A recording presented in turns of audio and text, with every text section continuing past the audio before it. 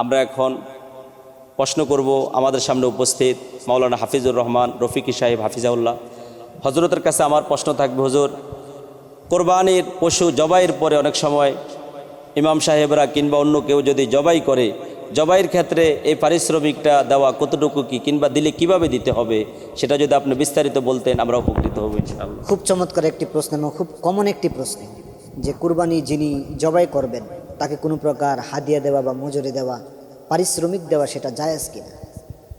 তো সেক্ষেত্রে আমি বলবো যে কাজ করবে তার মজুরি পাবে না, এটা তো কোনো যৌক্তিক কথাই হতে পারে না। পরিশ্রম করবে কিন্তু পারিশ্রমিক পাবে না, এটা তো কোনো সুস্থ মানুষের কথা হতেই পারে না।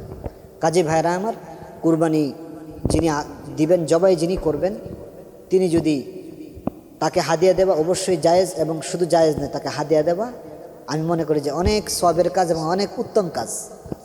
কাজে ভাইরা আমার, সেক্ষেত্রে সব কিছু, কুরবানির গরুর পাড়ি কিনতে সমস্যা নেই, কুরবানির গরুর যে বড় তক্তা ওইটা 1000 টাকা বেশি দিয়ে কিনতে সমস্যা নেই, কষাইটা 2000 টাকা বেশি দিতে সমস্যা নেই। কিন্তু যিনি জবাই করবে, যার উপর কুরবানির সহি হওয়া না হওয়া ডিপেন্ড করে, কুরবানির মাসআলাগুলো যিনি সহিশুদ্ধভাবে বলে দেয়, দেখা গেছে তারে হাদিয়া দেওয়ার সময় আল্লাহর বান্দার পকেট থেকে আর টাকা বের হয় না।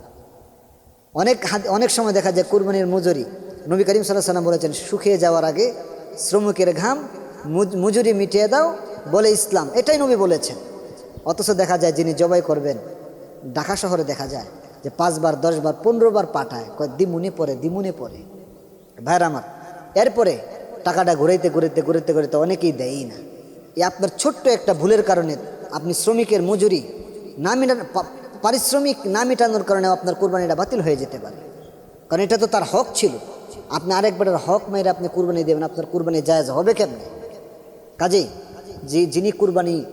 যিনি জবাই করবেন পশুটা, আমরা তার মজুরি যথাযথভাবে আদায় করে দেব, খুশি মনে আদায় করে দেব।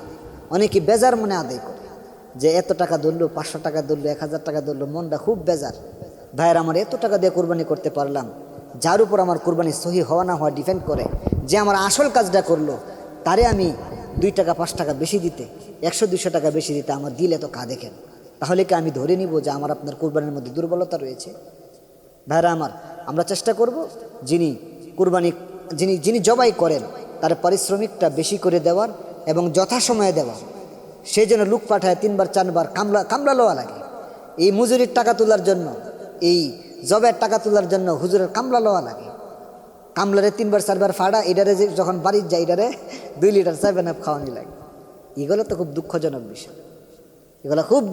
বিষয়, আমাদের কুরবানি আমরা কেন করছি? ছোট্ট একটা বিষয় যদি আমরা সামাল দিতে না পারি, তাহলে আমাদের কুরবানি দেওয়া কতটুকুই বা যুক্তিযুক্ত? কাজে ভাইয়েরা আমার, আমরা মজুরির টাকা সময় মতো তাড়াতাড়ি দিয়ে দিব এবং আমরা খোলা মনে দিব, বেশি বেশি করে দিব। আল্লাহ তাআলা আমাদেরকে সঠিকভাবে কুরবানি করার তৌফিক দান করুন।